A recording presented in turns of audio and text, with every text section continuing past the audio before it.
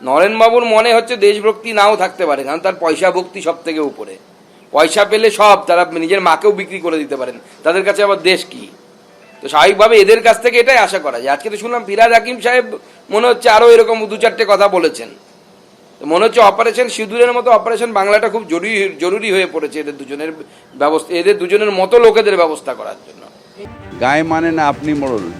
ভারতবর্ষের সেনাবাহিনী তারা তাদের জীবন দিয়ে, তাদের সামর্থ্য দিয়ে পাকিস্তানকে যোগ্য জবাব দিয়েছে। এখানে প্রধানমন্ত্রীর কোনো বড় কিছু নেই, বরং একটা বড় দেশের ভয়ে সেনাবাহিনীকে আটকে দিয়েছে কাপুরুষের মতন। সেটা অন্যায়। ভারতের সম্মান রক্ষা করেছে আমাদের ভারতের সেনাবাহিনী, তাদের আজকের দিনে আমরা স্যালুট জানাই। আমরা এটাই মানি, সমস্ত ক্রেডিট শুড গোস টু আমাদের ইউনিয়ন ফোর্সেস। কিন্তু মোদিজি শুধু একটাই কাজই করেছেন। মোদিজি বলেছেন হাতটা ছেড়ে দিই, হাতটা খুলে দিই।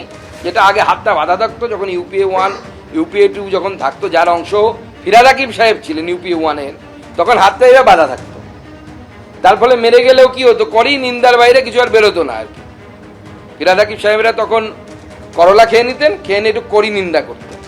তারপরে যখন মোদি সাহেব আসার পর কি হয়েছে, হাতটা খুলে দেন উনি। আগে নিয়ম ছিল হচ্ছে এক গালে থাপ্পড় মারলে আরেকটা গাল পেতে দিতে হবে, আরেকটা জায়গায় থাপ্পড় মারো।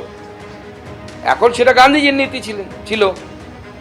আমরা গান্ধীজিতে বিশ্বাস করি, কিন্তু আমরা গান্ধীজির সাথে সাথে গান্ধীজির আরেকজন অনুসারী নেতাজি সুভাষচন্দ্র বসুকে আরো বেশি অনুসরণ করি, যে একটা গালে থাপ্পড় মারলে আর একটা গাল আসবে, কিন্তু সেই গালটা যে মেরেছে থাপ্পড় তার গালে মারতে হবে। এর মধ্য দিয়ে ভারতবর্ষের আগামী দিনে ভারতবর্ষের বিরুদ্ধে কোনো আক্রমণ হলে তার পরিপ্রেক্ষিতে কী ধরনের আচরণ হবে, এ থেকে ভারতের স্টেটমেন্ট দেওয়া হয়েছে। এবং মাননীয় প্রধানমন্ত্রী পরিষ্কার বলে দিয়েছেন, যে কোনো ধরনের ভারতবর্ষের প্রতি কোনো আক্রমণ, কোনো উগ্রপন্থী হামলা, এর বিরুদ্ধে ভারত ধরে নেবে যে it is attack on the country.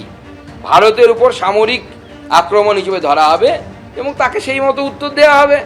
Firhad Hakim সাহেবকে এটা বুঝতে গেলে অনেক কষ্ট করতে হবে। উনি এই মুহূর্তে কষ্ট করতে পারবেন না, ওনাকে না বোঝাই ভালো। উনি আপাতত ভাইপোর সাথে যুদ্ধ করতে ব্যস্ত থাকুন।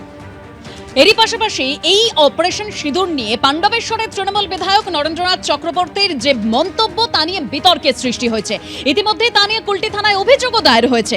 আর অভিযোগ দায়ের করেছেন কে? বিজেপির সংখ্যালঘু সেলের নেতা জিশান কুরেশি। ইমেল মারফত অভিযোগ দায়ের করা হয়েছে। সিঁদুর নিয়ে নাটক করছে বিজেপি, আক্রমণ করেছেন পাণ্ডবেশ্বরের তৃণমূল বিধায়ক। সিঁদুর খেলা শুরু করেছে বিজেপি, গোটাটাই নাটক, গোটাটাই যুদ্ধ খেলা, পাকিস্তানের সঙ্গে ফিটিং। তৃণমূল বিধায়কের এই মন্তব্য যেখানে পাল্টা কটাক্ষ করেছে বিজেপি।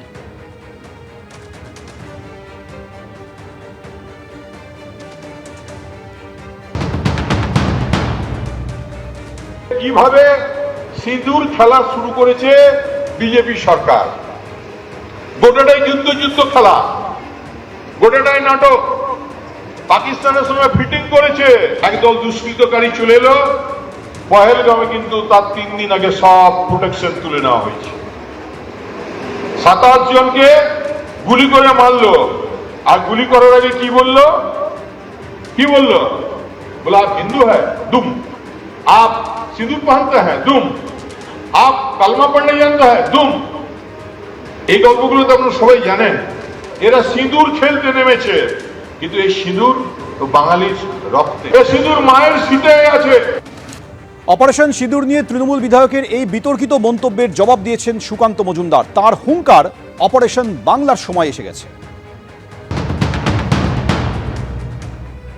আমার তো মনে হয় না পুলিশ কোনো পদক্ষেপ নেবে। নরেনবাবুর মনে হচ্ছে দেশভক্তি নাও থাকতে পারে, কারণ তার পয়সা ভক্তি সব থেকে উপরে।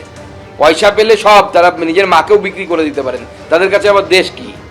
তো স্বাভাবিকভাবে এদের কাছ থেকে এটাই আশা করা যায়। আজকে তো শুনলাম ফিরহাদ হাকিম সাহেব মনে হচ্ছে আরো এরকম দু চারটে কথা বলেছেন।